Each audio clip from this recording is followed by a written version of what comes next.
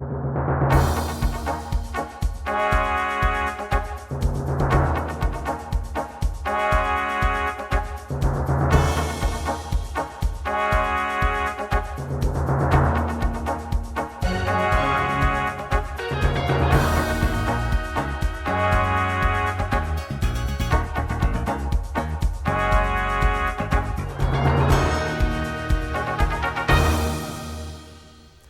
and welcome to Open for Business. This is a program sponsored by the Westford Business Association. I'm Paul Playe, a part of the Westford Business Association, and we'll be talking with various businesses and industries within and around Westford. Today we're going to talk about franchising, and with me today is Walter Miska, Gulshan Kumar, and Ruth Agbaji. And in lieu of my introducing them and explaining who they are, I'm going to let them talk. So Walter, let's do a brief bio and Sure. tell us who you are. All right, great. So my name is Walter Miska. I am the Regional Vice President for the United Franchise Group here in New England. And so my involvement in franchising started really with opening two of my own franchises. I've opened two different franchises as well as two of my own independent businesses, all of which I've sold over time and now back working for a franchising company, the largest privately held franchising company in New England. I represent 9 different brands here and help other people get into the same business models that I have. Great. And move on from there. Gulshan, tell us about who you are. My background actually didn't start with franchising. I'm essentially a trained chemical engineer who got into the field of systems and technology and was in various corporate roles as a CIO. And along the way, I had the opportunity to partner with 2 other founders, and we started a high-tech business called Excalibur, and we had an exit with that. But I've always felt there was a gap in the market in the space of Indian fast casual dining. And so today, I'm the owner of Rangoli Grill, which is a Indian fast casual dining concept here in Westford. And the goal is to take this concept and expand it and scale it through a franchising model. Good. And Ruth, tell us about how you got to franchising and what your background is. Sure. So my background is in software engineering. I started working as a software engineer back in 2010, and at the same time I was growing my family. So I have 2 young kids, and it just, commuting to the city just became super, super hard at that time. My son was always sick, so I was always in and out of the office. I'm pretty sure I burned through 12 days of sick time in 1 month. And, and I was really also bored at work. I was just doing things that I felt were just super mundane, and I just wanted to do something different. And so I started to think about what I could do that would have impact on the community and also use my skills as well. And so I started an after-school program for kids to teach them how to code and program and build robots and all of that. And a year down the line, the demand for the program was really high. People were asking us to come 3 hours away, 4 hours away, and we just couldn't pull it off. And so somebody said, why don't you just look into franchising? You can grow your business that way and bring in others to help you do it. And so that's how we started. Great. So the other thing I'd like to get from each of you is what your definition of franchising is and what it relates to you. Start with me again? Yeah, I'm going to start with you, Okay. Walter. Well, I think that it really is a business relationship between a franchisor, right, an entity that's developed a business system and a trademark, a logo of sorts, and a franchisee. The other part of the business relationship that would like to pay a fee, typically, to license the rights to do business under that franchisor's name and business system that they've developed. I think that's basically what it is. One thing that crosses my mind a lot is that I think franchisees tend to look to the franchisor as almost as the superior or as the boss or the one providing the license. And as the franchisee, I always like to tell people to think of it differently and follow the money. So right? turn it around. I'm paying you you work for me, right? But there's obviously contractual bounds in that Right. in that franchise agreement. That's a good way to set it up. Yeah, no, I think as Walter said, the fundamental relationship is between somebody who has developed a concept, has developed some processes around it, has developed a set of systems that will enable that business to grow and scale. I think the one thing I would like to add to that is it's really important to understand that as a franchisee, sometimes people tend to get into that thinking they're going to be their own boss, and that's absolutely fine. They will be independently owning the business. However, you have to keep in mind that you're also the brand ambassador for that concept, for that brand. And so you do need to operate within certain constraints, within certain set of guidelines that the franchisor has in terms of their vision of expanding the brand. Right. So that's important to understand when you get into it as a franchisee. So there are different roles, and you have to sort of feel your way around which role you can take the lead on, and which roles the franchisor will sort of set the parameters for. Right, right. And Ruth, your I feelings think- about and definition of franchising? I think that it kind of varies too, depending on if you're working with an emerging franchise system and if you're working with one that's more established. If you're looking to buy into Great Clips, for instance, Great Clips has been there for a long time. They have figured every single thing out. But for our system, we're newer, and we have like 2 locations. So one of the things that we look for in our franchisees is somebody who is slightly entrepreneurial and also innovative, because these are also the people that can give good ideas that will help you grow your brand. Yes, we have the parameters that we have set. Yes, we have this system that you have to follow, but we're new enough that we can take input, a lot of input from the franchisees. So it's getting into a new system is kind of cool because you're not overly constrained. We sit down, we have conversations, and I'm like, you know what, that's a really good idea. I think we should all do that. So you're open to Yeah, feedback. so I am more open to feedback And at this point. You're Yeah. right, what's going on with you. It's interesting. One thing that you touched on is the emerging brands versus a mature brand. And so the emerging brands, you definitely have that opportunity as a franchisee to help shape the system further and improve, as Ruth was saying. So some people enjoy that. Yeah. Some Right. people want to just be the Dunkin' franchisee with everything figured out for them, and all they want to do is, open the door in the morning and collect their cash. Yeah, Right. I would actually say that I've had 2, one of which was a very established franchise, and the second time I was the first franchisee in a system. So I've actually kind of experienced both sides of it, and I did it that way with the first one, having never been in any kind of business at all before, so it was new, and I needed that established system. But then once I felt like I had that, the second time I said, I went into this new system thinking maybe I can lend something to the system, as Right. you're suggesting. Which Yeah. brings me to my question, and that's a good segue, is to just explain a little bit about the types of franchising you've been involved with. Is it a buy-in? Is it self-start? Or is it a business? Have you been involved in a business that got converted to a franchise? Well, I started my own business, and then I started franchising my business. So our current Westford store would be our corporate location, and then we have 2 locations, one in Reading, Mass, and then one in Jersey City. So that's my In Jersey City? Yeah. Yeah, that's close, commutable. So mine is somewhat similar to Ruth.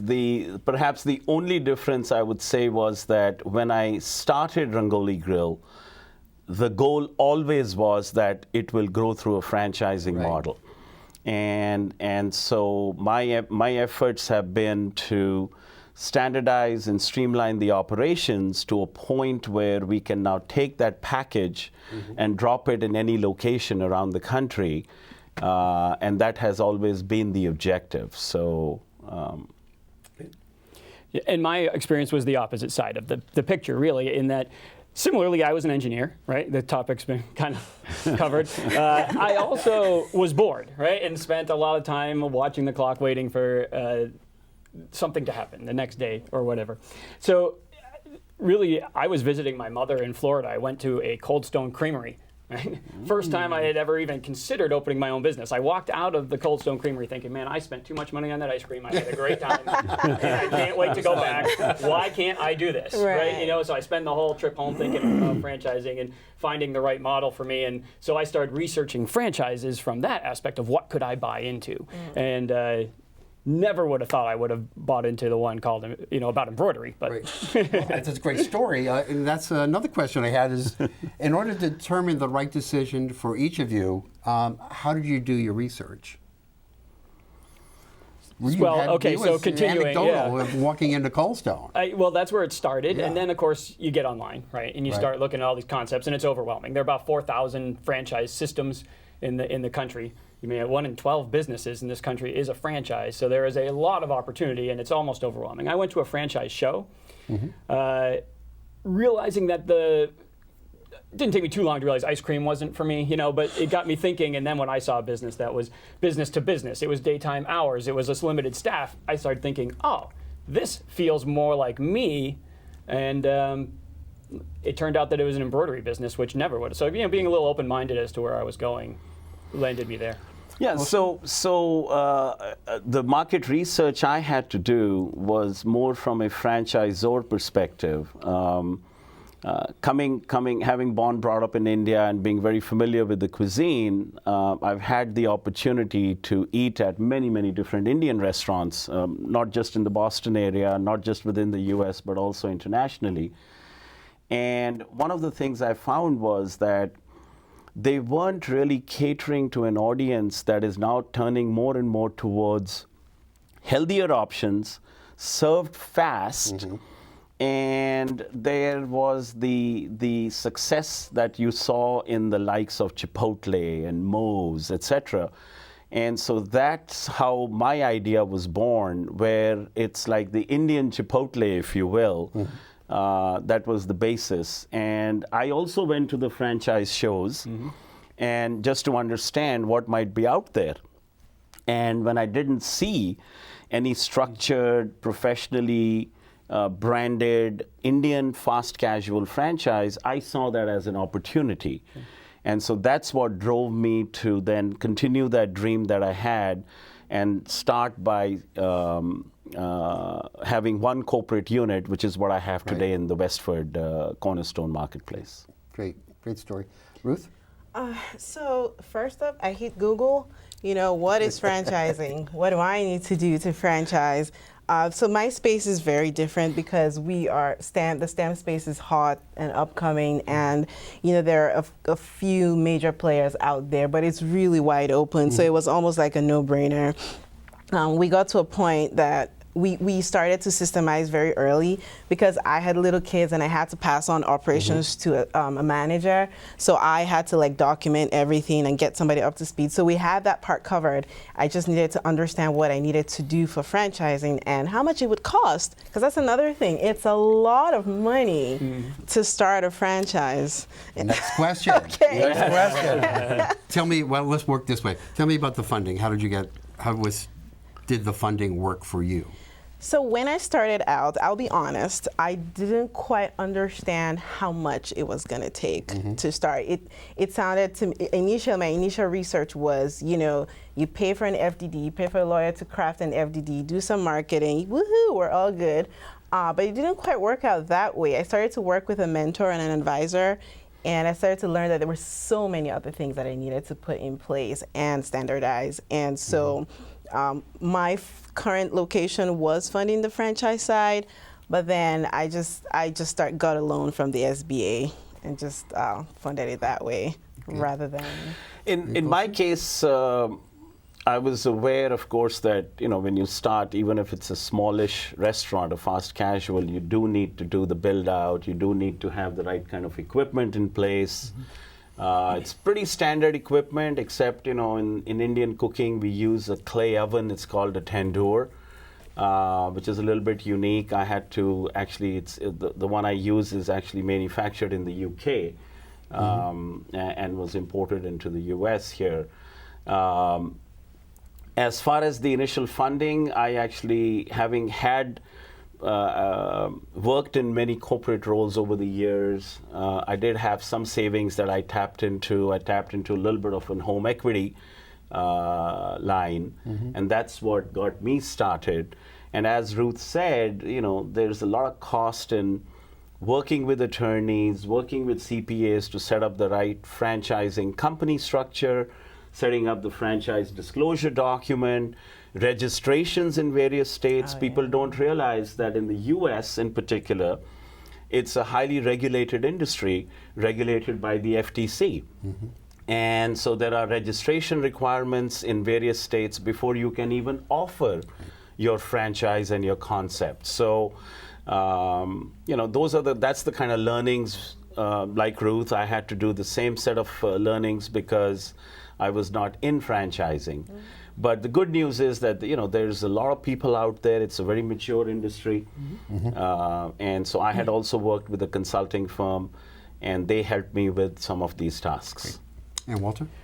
So, of course, I came from a different perspective in terms of looking at different franchises. There are a variety of costs associated with buying into a franchise, your franchise fee, your equipment package, right? What other build-out costs you might have, and what's that all going to cost. So obviously my first suggestion would be to talk to the franchisor about what kind of programs they might have available. But it could be anything from using retirement funds to an SBA loan to equipment leasing.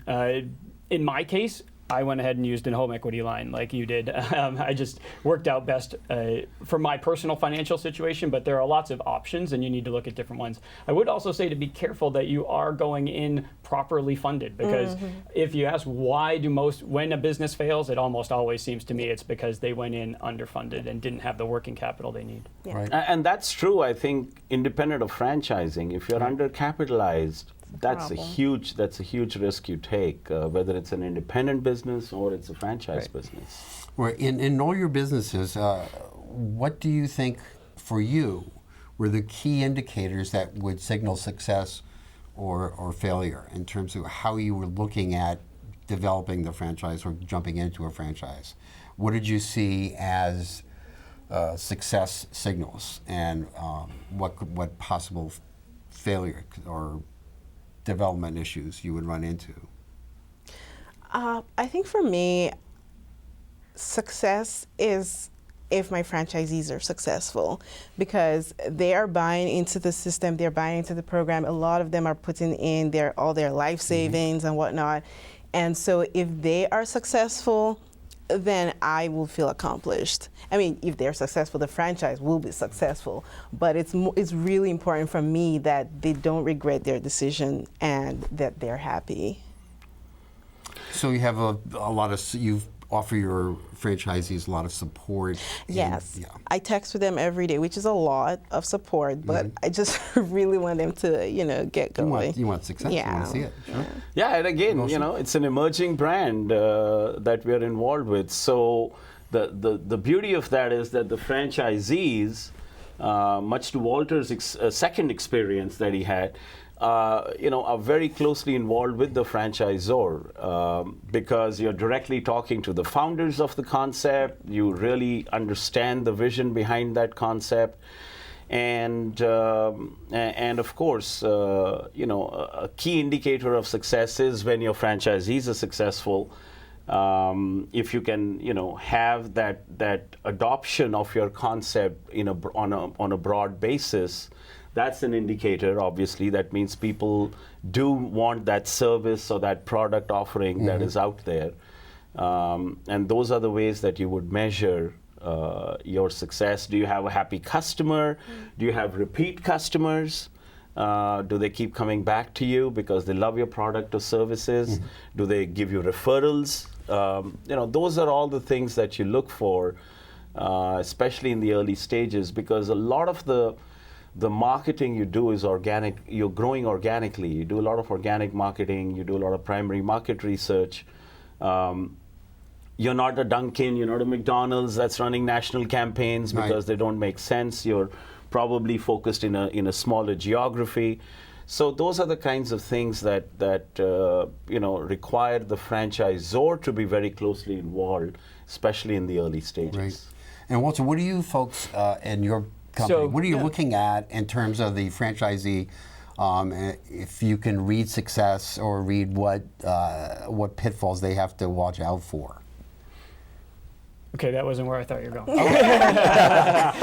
So, first of all, let me just say that it's a different. I work now for a large company, 35 years almost in business franchising, and what you have both been saying about your success of your franchisee is basically our mission statement, right? So we have a much bigger structure with a mission statement that says we have one customer, our franchisee, and when they're successful, we're successful. So it's very similar to what you were saying.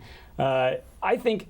In terms of things that lead to success and why a franchise is working for us, things like the proven system is the biggest thing, right? You've put together a program that a franchisee can follow, and if they're willing to follow that system, things are going to, work out pretty well.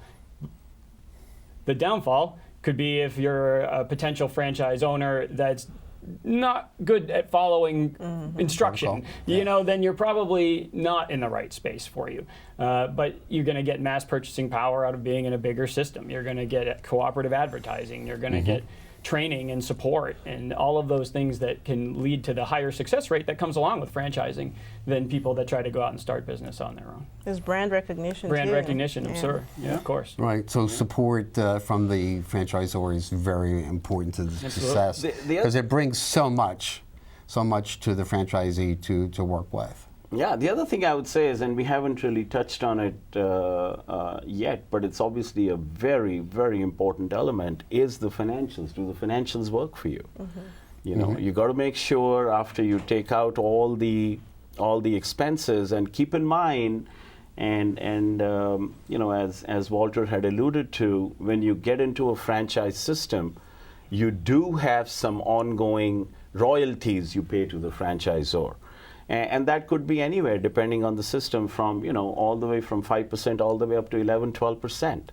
So it's really important to make sure those things are factored into your profit and loss statement that you're doing, and you're not missing out on any major costs. And then understand what really your net margins are. Then only you'll get your understanding of your ROI, et cetera, et cetera. So it's like any other business. Yeah. You want to make sure that the numbers work for you. Yeah. I would also say that point that it's not a bad thing to have those royalties, and that a franchise that's focused more on the upfront cost than the long-term royalties is another one of those red flags to look out for. Which is my next question. Yeah, I had a feeling. It's actually twofold. So when is it not a good idea to franchise, and what are the red flags that you need to look out for? Walter, let's start with you. Okay. So obviously, like I said, I think if it's a franchise that's putting a lot of pressure on a really quick sale, or giving you a discount at the first conversation, any of those kinds of things, or focused on a lot of upfront money and no royalties down the road, then they have no commitment, no vested interest in your success. So that royalty program, although it turns off a lot of people with the thought of having to pay a percentage, is what's building that relationship together as you move down the road. So it's being a sort of, as in anything, being a wise consumer, that you don't want to buy anything to say, well, you've got to buy it now. You've got to put up the money here, and maybe you'll see me again in 6 months, or maybe you won't. Yeah, no, I mean, as Walter said, the royalties are important to sustain the franchise system. Right. And my only point is, make sure you factor those things into your cost as you are thinking about your margins, because as an independent business, you don't have that, but then you don't have the support structure from a franchisor either. So it's a balancing act where that royalty you pay, you also just want to make sure that the returns are there for it. The franchisor is innovating, is developing the concept further, is changing with changing market conditions. Because they need those resources, they need those royalties to continue to improve the system. To support you. Absolutely. Right. I'll just quickly say about checking that the numbers work for you. Sometimes people are motivated by different things. So, if your motivation is, okay, I really want to make a quick return on my money, I want to make X amount of dollars, that's great. If your motivation is, community impact, that's a whole different conversation. So when people are looking at franchises, they need to be sure, they need to know what's motivating them first, and then look for concepts that that will satisfy that motivation. And then there's also multi-unit deals. You know, you're not stuck with one franchise, one unit. You can buy 2, 3 and open in different markets, and that's At the same time, or not at the same time. No. Yeah, it's better to do one after Right, the right. other. Definitely Yeah. better. I would say that for people looking at franchises, one of the biggest things that people really need to look at is how much support you get afterwards. It's one thing for it's very easy for people to collect a check from you, Yeah. do a flashy grand opening, and then be like, see ya, you know, just I'll call you when it's time to get my 6%. But having somebody who's always there for you, that's what you're paying for, and you need to make sure that they have that in place before you sign. So you're paying for the support and major marketing behind you, makes the royalties palatable. I Right. mean, Absolutely. It's really you got a to get strength. your money's worth. It's in other really a words. strength, Yeah, and you want to have that absolutely. in built in your system.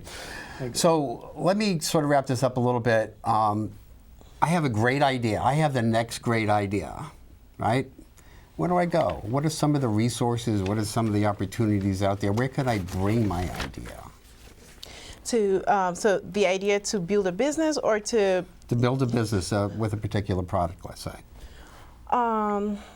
well, you started. We well, all started. You started. What I can tell you, come talk to me. That's what I would say. I mean, for multiple reasons. First of all, a lot of our franchises, we own Sinorama, Fully Promoted, Experamax, a lot of entrepreneurial-based businesses that support other entrepreneurs. First of all, the signage and promotional items that you need. We have a business brokerage franchise, right? So there are a whole bunch of things like that. And in our company is an arm called Accurate Franchising that helps people franchise their business concept. We've been doing this for 35 years. We've owned 9 of our own and have several others that we've helped get started as a service to them. So we have all of those opportunities within our company. Great.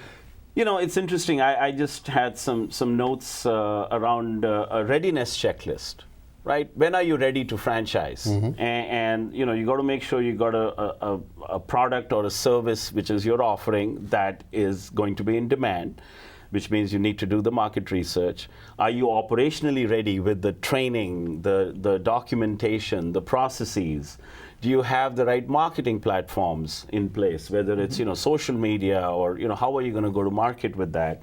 Are your legal documents in place, your franchise disclosure document, your franchise agreements, registration in various states? Is your company structure in place? So that's where you need the professionals, the attorneys, the CPAs to help you and make sure. And then you have companies like Accurate Franchising that can do that assessment for you. And you go to them with all the things you have, and they will go through it and tell you, hey, here are some gaps you still need to work on. Right. And when you do that, they partner with you and get you ready and provide you the necessary resources to get there. And now you're ready to go out into the market, which means now you also need to understand what is your go-to-market strategy.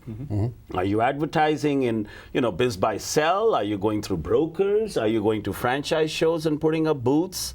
So there are many different avenues. Then that's the execution take. side of Yep. it. I would just say that to start, you could just get a book on.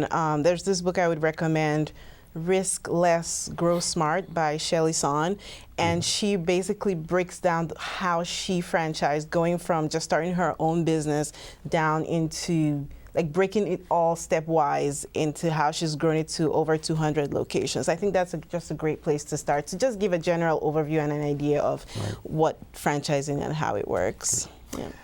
Well, I've heard a lot of great ideas. I heard a lot of experience around the room here.